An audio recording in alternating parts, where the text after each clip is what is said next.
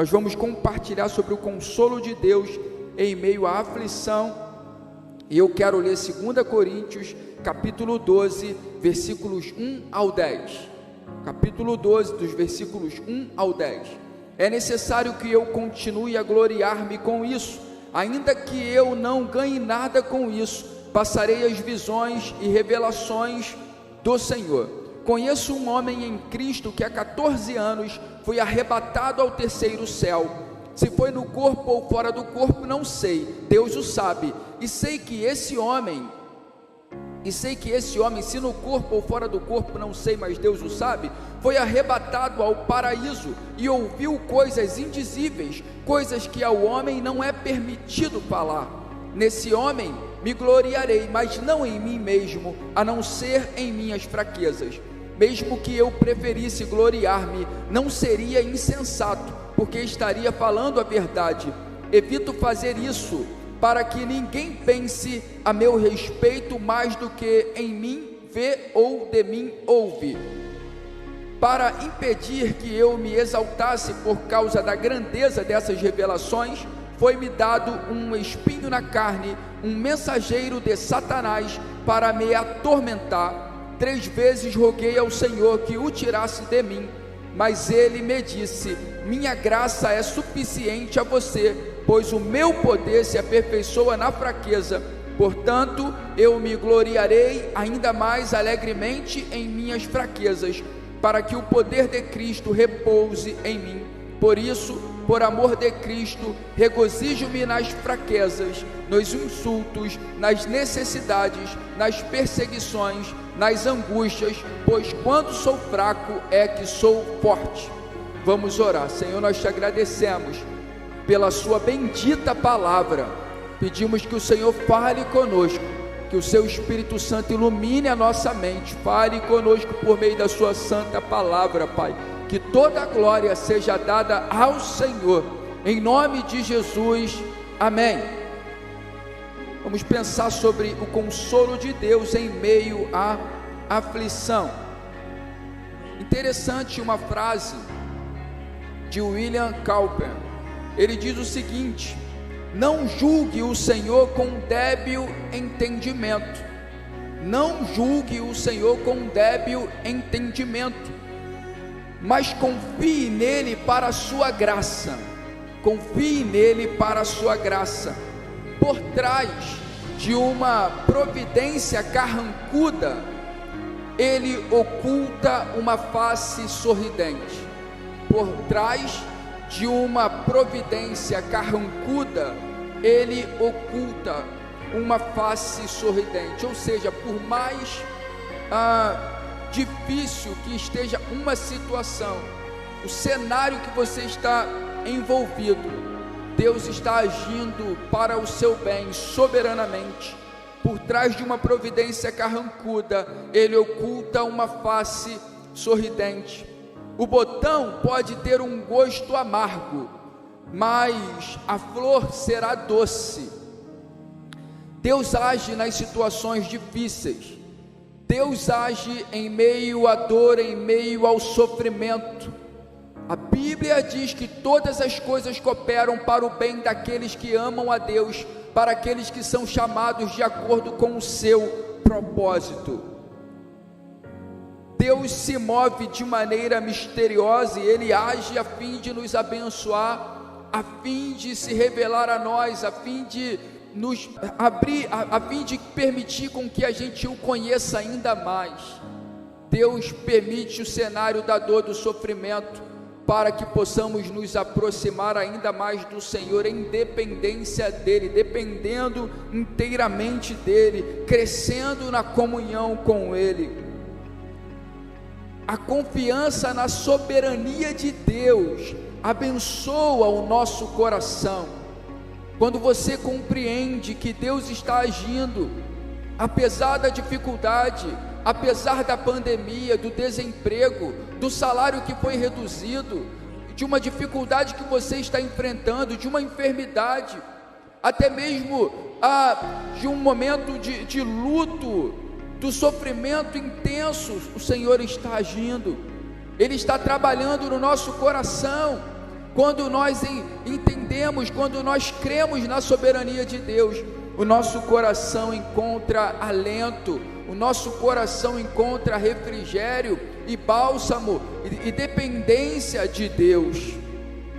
Interessante, eu quero poder ter um olhar com vocês, especificamente nos versículos 7, 8, 9 e 10. Nós vamos ter um olhar para esses versículos. Paulo, ele diz que ele recebeu um espinho na carne. Esse espinho na carne foi um mensageiro de Satanás. Ele traz esse relato, um mensageiro de Satanás, sendo que apesar desse espinho na carne ser um mensageiro de Satanás, Paulo entendia que Deus estava agindo soberanamente naquele propósito. Deus estava agindo soberanamente no meio daquele espinho na carne. O apóstolo Paulo entendeu isso. Ele entendia o espinho na carne, uma luta travada, e ele sabia que aquele espinho era um mensageiro de Satanás, mas acima do espinho e acima até mesmo do mensageiro de Satanás, Paulo olhava dessa acusação, dessa situação no mundo espiritual. O apóstolo Paulo compreendia o Senhor agindo soberanamente para o seu bem. Ou seja, o apóstolo Paulo não fixava os olhos no espinho na carne, ele também não fixava os seus olhos na verdade, na realidade de ter um mensageiro de Satanás associado àquele espinho na carne, mas o apóstolo Paulo, ele olhava para Cristo, para o Senhor que estava agindo na sua vida, agindo no seu coração, agindo na sua luta, no seu sofrimento, agindo naquela batalha que ele estava travando. Ele entendia o propósito de Deus. E qual era o propósito de Deus? Para que o apóstolo Paulo não se exaltasse.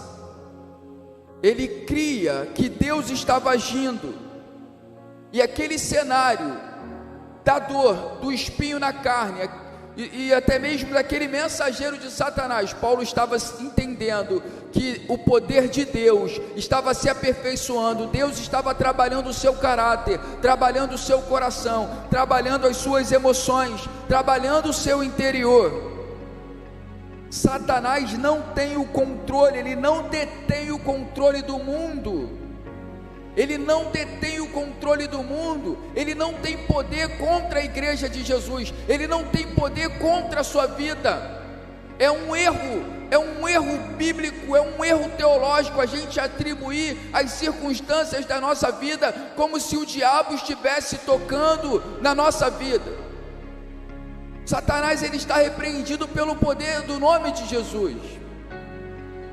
Mas Deus, ele age em meio aos ataques, em meio às acusações. Deus age, Deus é soberano, Deus está trabalhando. Os ataques malignos, eles existem, eles são reais,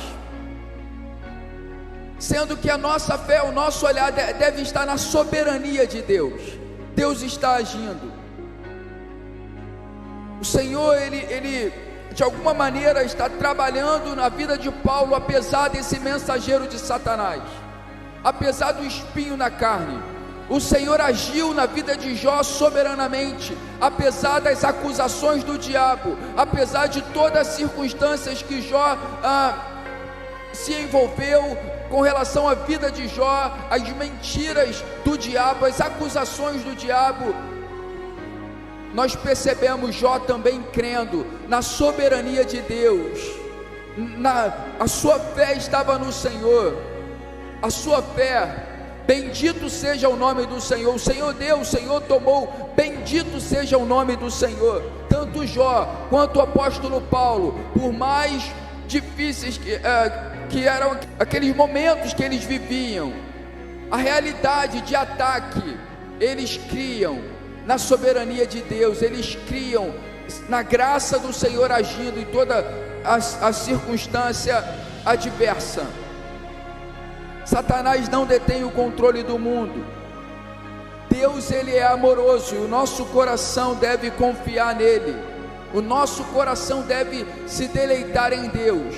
Tem pressão, tem luta, tem até ataque do maligno, tem até acusação, tem pressão de todo lado, mas eu creio em Deus, eu creio que o Senhor está agindo, eu creio que Deus está agindo para o meu bem, eu creio que Deus, sabe, Ele trabalha todas as circunstâncias.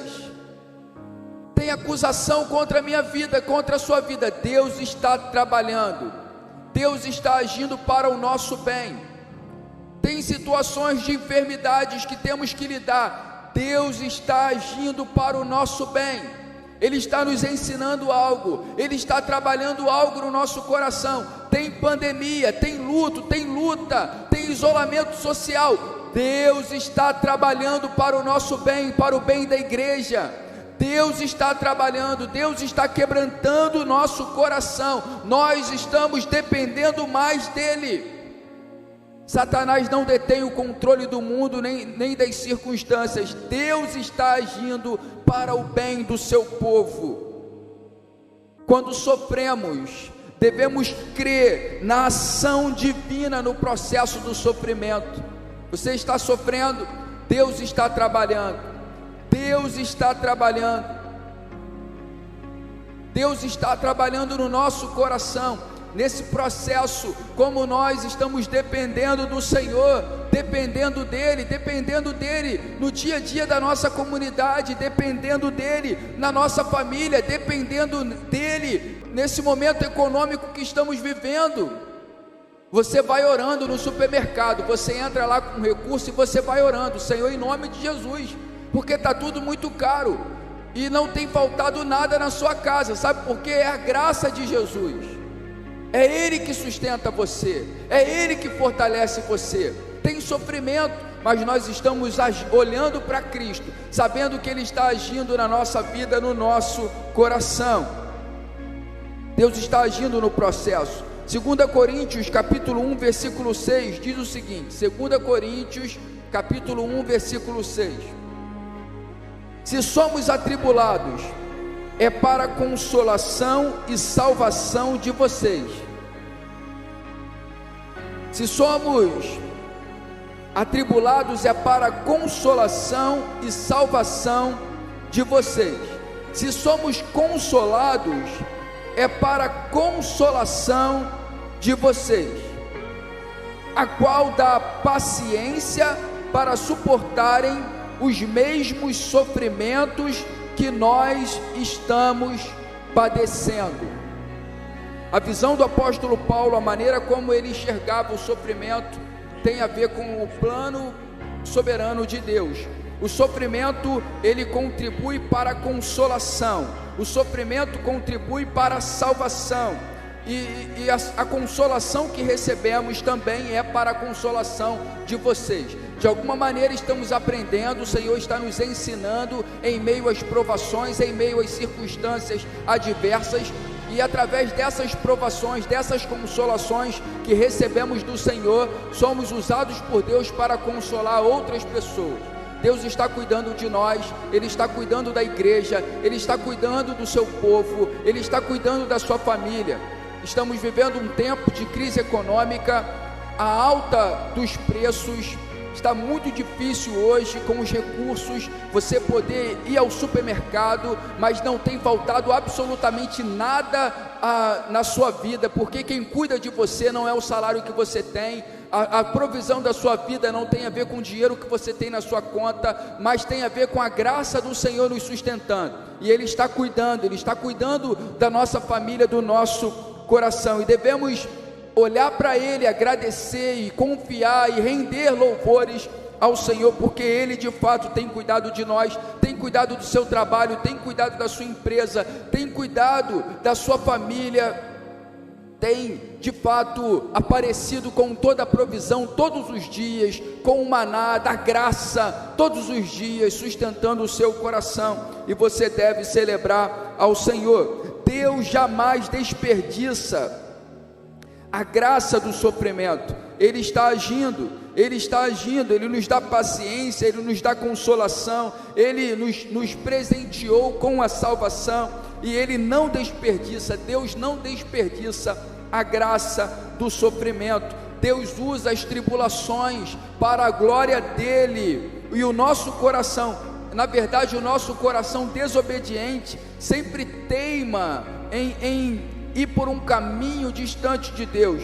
O nosso coração desobediente sempre teima em tentar confiar na carne, e aí Deus usa o cenário da complexidade, o cenário da dor, para quebrantar o nosso coração. O vaso quebrado na mão do oleiro, um vaso quebrantado, e o Senhor usa as circunstâncias do sofrimento para nos quebrantar, para de alguma maneira nos moer, para que de alguma forma os nossos olhos sejam abertos e possamos entender que de fato dependemos inteiramente de Deus, e tem tudo a ver com a graça dEle, com o amor dEle, com a bondade dEle, e não tem a ver com a nossa força, com a nossa carne.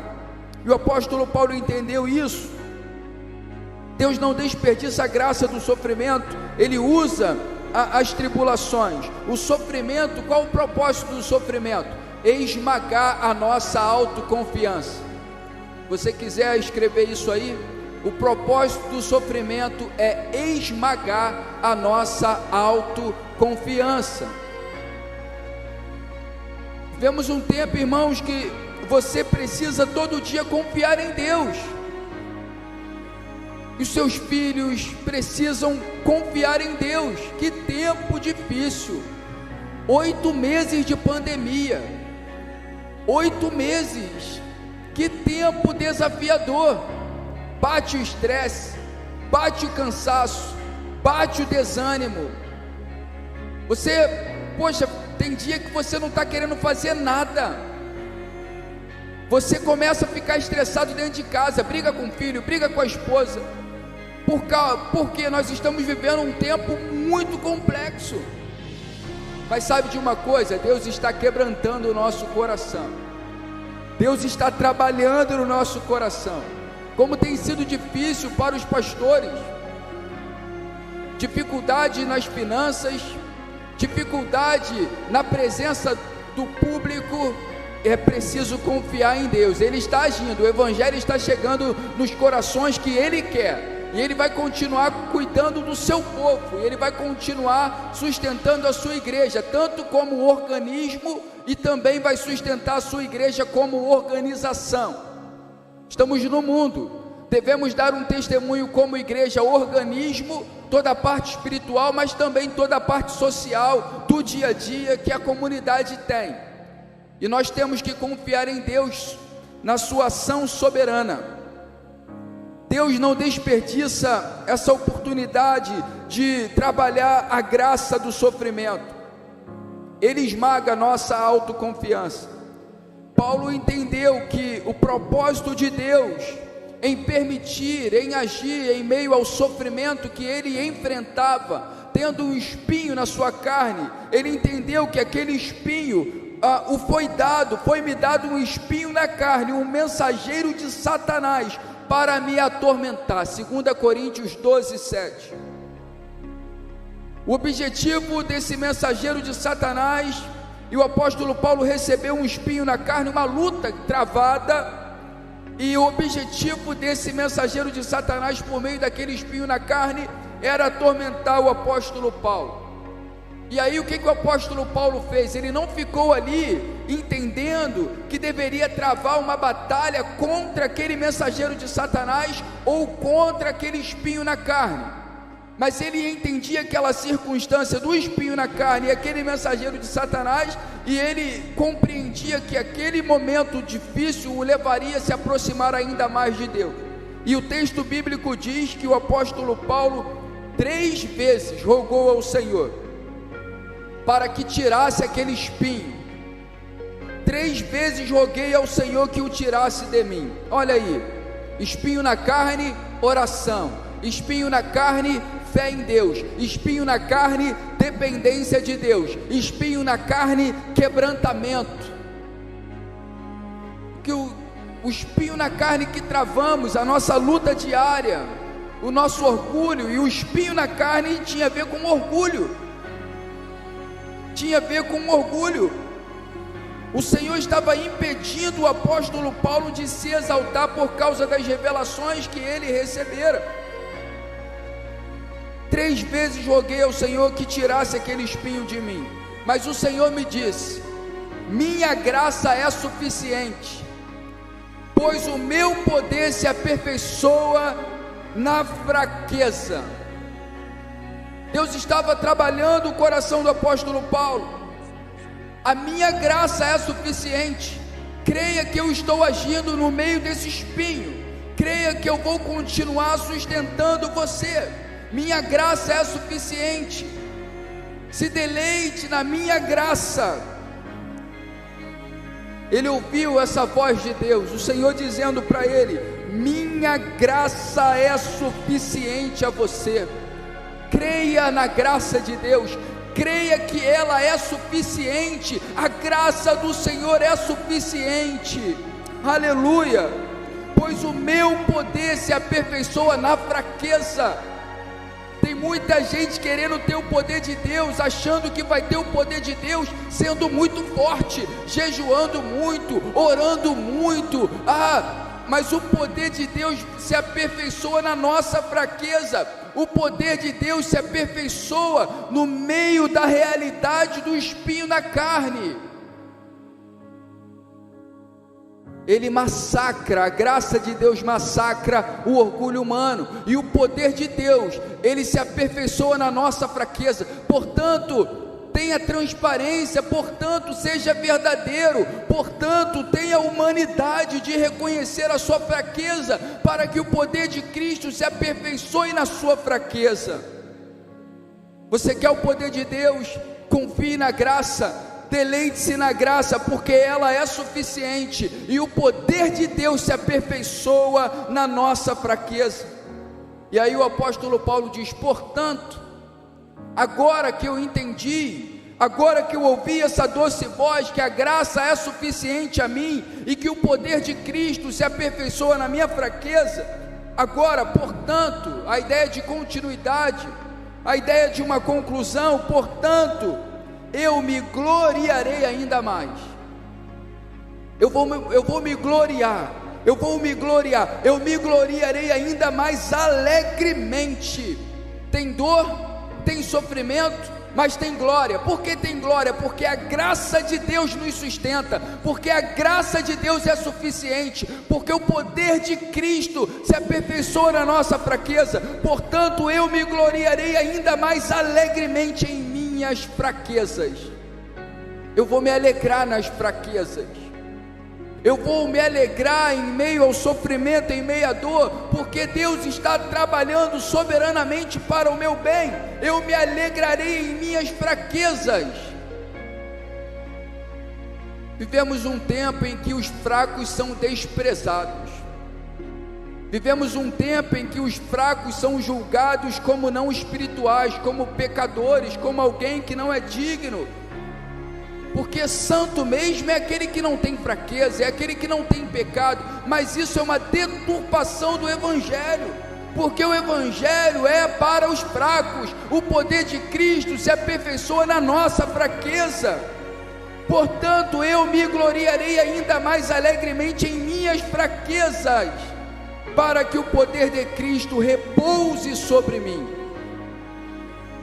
Imagina o poder de Cristo repousando sobre mim na minha fraqueza.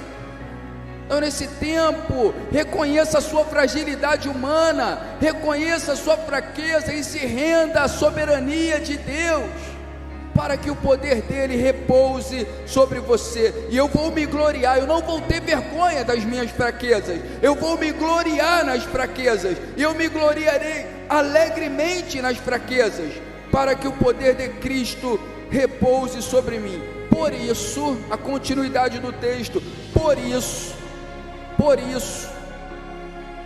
por amor de Cristo, regozijo-me. Mais uma vez ele usa a palavra regozijo, que tem a ver com alegria, a alegria de saber que eu sou fraco, mas ele é forte. Eu não tenho poder, mas ele tem o poder.